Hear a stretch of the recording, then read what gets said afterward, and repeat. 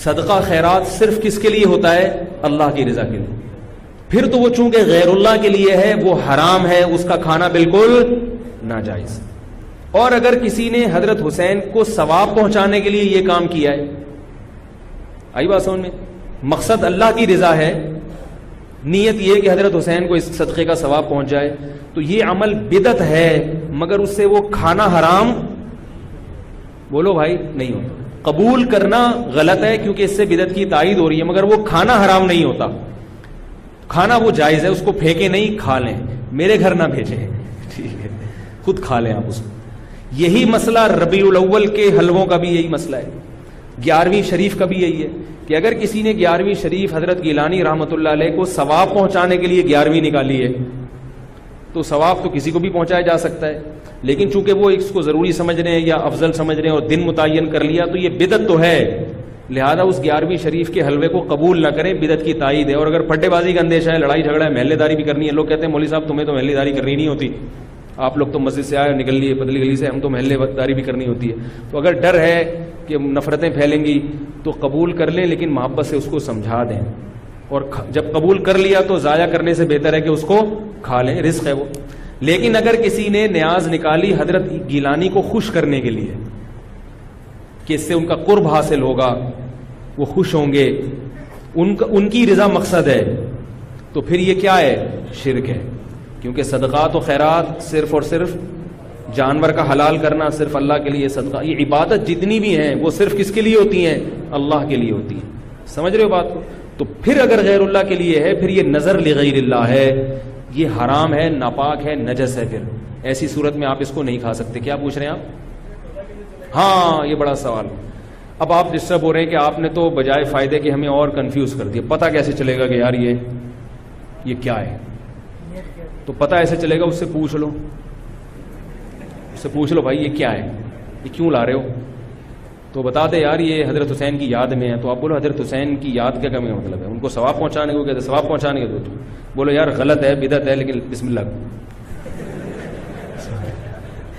اس لیے کوشش کریں کہ رد کر دیں اس کو. یہ تو میں قبول کرنے کا اس صورت میں کہہ رہا ہوں کہ بہت ہی کوئی مسئلہ, بعض لوگ پھر دینداروں سے نفرت کرتے ہیں, یار اس نے تو پورا بیان نہیں سنا ہوگا نا, بہت سے بیچاروں میں جہالت بھی ہوتی ہے, ان کو پتہ نہیں ہوتا. لڑے نہیں کسی سے, محبت سے انکار کرتے ہیں, یار ہم لوگ حلوے مانڈے والے نہیں. میرے گھر تو پہلے, اب تو یہ چیزیں آتی نہیں ہیں, لیکن لوگوں نے جائز چیزیں چھوڑنا بھی بھیج دی ہیں. او بھائی میں نے حلوے مانڈوں کا انکار کیا ہے. عید پہ عید الفطر کا دن کتنا مبارک ہوتا ہے, اس میں تو ایک دوسرے کے ہاں کچھ لے جا رہے. میں پاکستان کا واحد امام ہوں جس کے ہاں عید الفطر کے دن بھی کچھ نہیں آتا. میں اللہ کا شکر ہے کھانے پینے کا بھوکا نہیں ہوں الحمدللہ, مجھے اللہ نے بہت رزق دیا. ایک دن میں نے اپنے خاص دوست سے پوچھا, میں نے کہا یار عید کے دن تو امام کو تو لوگ تھوڑا سا پوچھ لیتے ہیں, ٹھیک ہے اللہ نے مجھے بہت دیا ہے, لیکن اتنا بھی پھیکا نہیں ہونا چاہیے پبلک کو کہ امام سے اتنی عقیدت تو ہوتی ہے. یار عید بقرعید میں تو اڑوس پڑوس لوگ امام صاحب کے گھر کوئی بریانی شریانی, میں نے کہا مجھے شوق نہیں ہے کوئی بریانی شریانی کا, لیکن مجھے لوگوں کے اس ایٹیٹیوڈ پہ تعجب ہوتا ہے کہ مجھے 10 سال ہو گئے تو عید پہ تو کچھ بھیج دو. تو ان صاحب نے مجھے کہا اسی محلے کے, انہوں نے کہا اصل میں لوگ ایسا نہیں ہے کہ آپ سے نفرت کرتے ہیں, آپ نے بیانات اس قسم کے کیے ہوئے ہیں کھانے پینے کے بارے میں کہ لوگ ڈرتے ہیں. لوگ کیا کرتے ہیں, ڈرتے ہیں کہیں بھیج دیا تو ایسا نہ ہو کہ وہیں سے واپس کر دیں. یہ اتنا سخت آپ نے اس میں موقف اختیار کیا ہے.